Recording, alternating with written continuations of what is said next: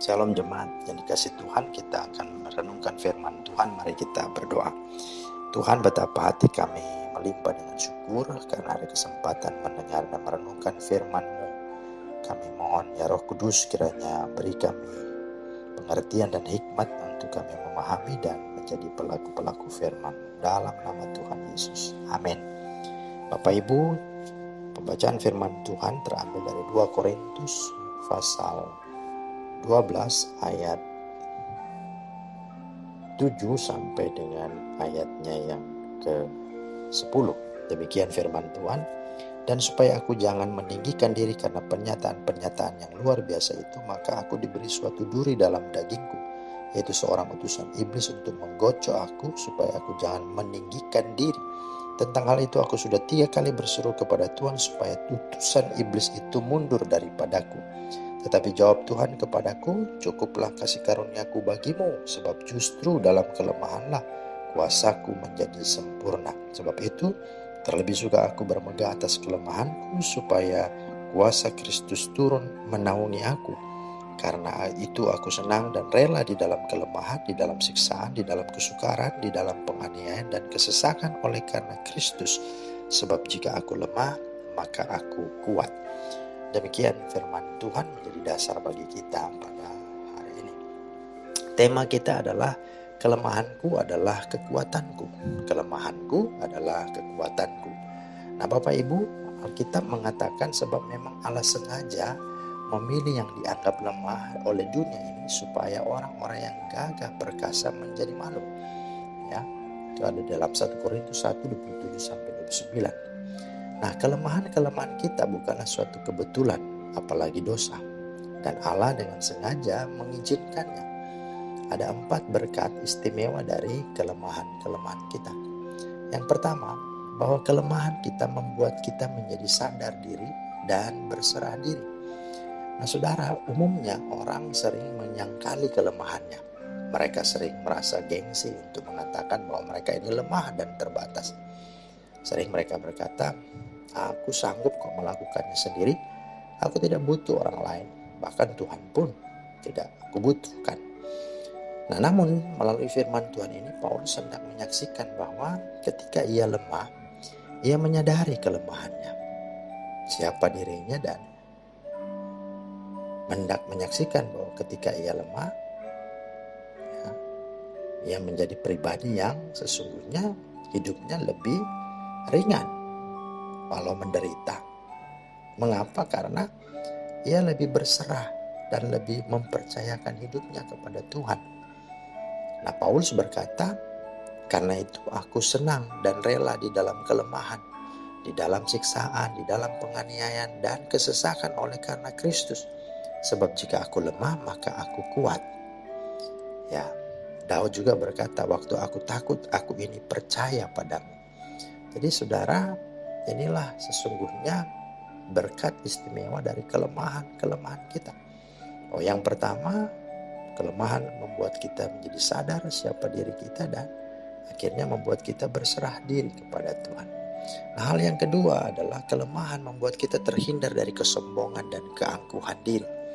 Paulus berkata, jadi supaya aku tidak sombong, aku tidak meninggikan diri, aku diberi suatu penghalang untuk membuatku tetap ingat akan keterbatasanku. Kira-kira begitulah terjemahan versi lainnya dalam 2 Korintus 12 ayat 7. Nah, kelemahan atau keterbatasan bisa bertindak sebagai pengatur yang menjaga kita untuk tidak sampai melangkah terlalu cepat atau terlalu jauh berlari mendahului Tuhan. Bisa secara langsung melalui sakit, penyakit, dan lain-lain, atau bisa tidak langsung. Nah, contohnya dengan adanya wabah corona ini yang tidak hanya melanda keluarga dan bangsa kita, melainkan dunia secara global. Nah, kebanggaan dunia dan manusia akan negaranya, teknologinya, ilmu pengetahuan, sosialnya, ekonominya, dan sumber dayanya, bahkan ideologinya, seketika untuk sementara harus di lockdown, harus di social distancing, harus diisolasi.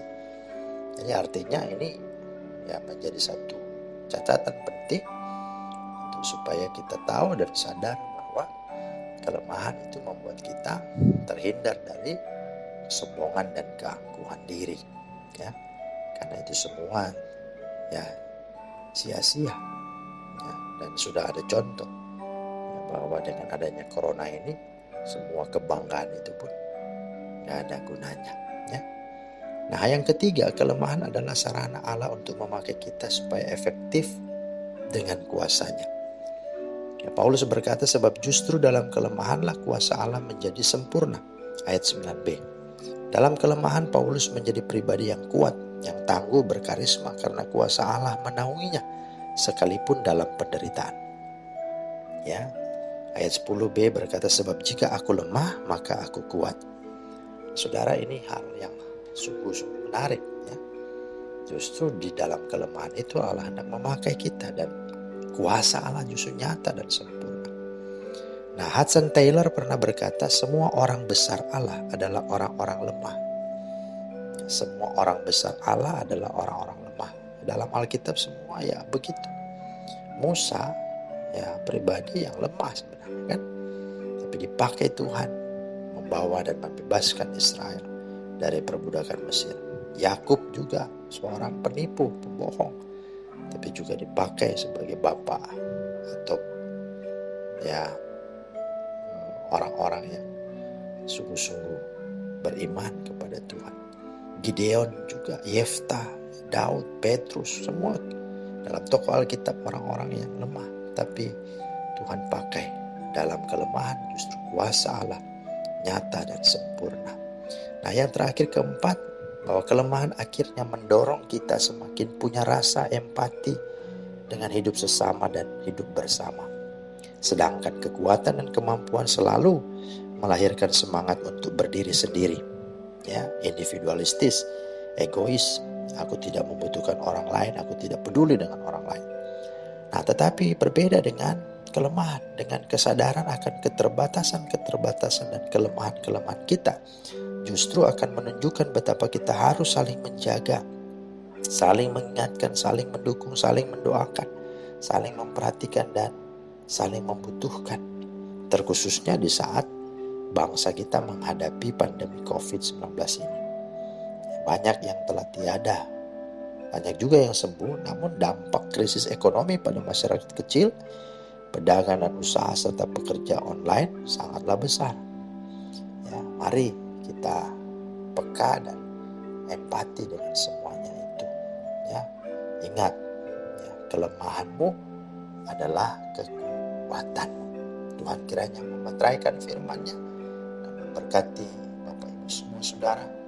Untuk mari kita sungguh-sungguh mensyukuri atas apapun, karena Tuhan tidak hanya mau memakai kekuatan